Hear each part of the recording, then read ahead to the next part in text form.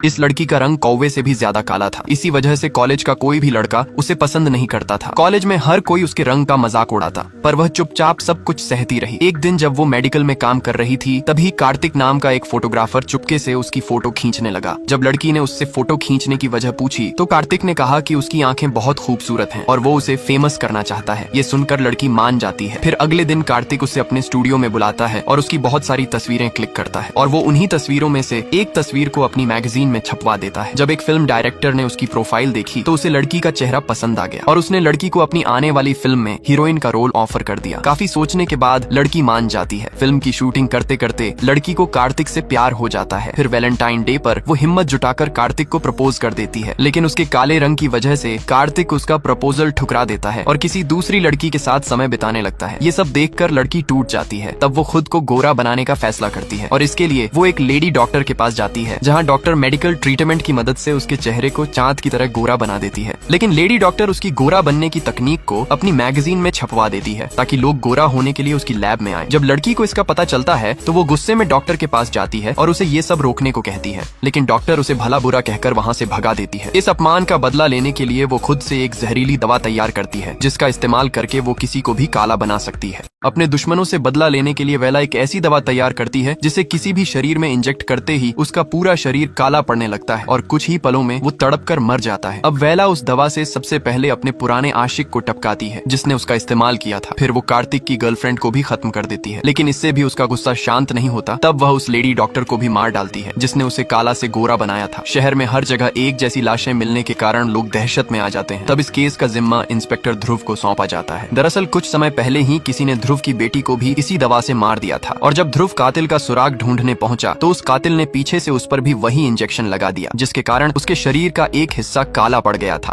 अब मामले की जांच आगे बढ़ाने के लिए ध्रुव घटना स्थल की सीसीटीवी फुटेज चेक करता है, जहां कैमरे में उसे एक लड़का वहां से भागता हुआ दिखाई देता है, जिसके बाद ध्रुव अपनी टीम के साथ उस लड़के की तलाश शुरू कर देता है। काफी खोजबीन के बाद आखिरकार उन्हें सीसीटीवी में दिखने वाले लड़के का पता चल जाता है और वे उसे पकड़कर कस्टडी में ले आते हैं। यहाँ वे लड़के को सीसीटीवी फुटेज दिखाकर उस दिन की घटना के बारे में पूछते हैं, पर लड़का कहता है कि उसे इन सब के बारे में कुछ भी नहीं पता। वहीं जब लेडी कांस्टेबल उससे मरी हुई लड़की के बारे में पूछती है तो लड़का बताता है, मैं उस लड़की से बहुत प्यार करता था, लेकिन चंद पैसों के लालच में वो मुझे धोखा देकर किसी और लड़के के साथ गुलछर्रे उड़ाने लगी और जब मैंने उसे समझाने की कोशिश की तो उसने मेरी बात मानने से इनकार कर दिया। तभी किसी ने मेरे सिर पर बोतल मार दी, जिसके बाद मुझे कुछ भी याद नहीं रहा।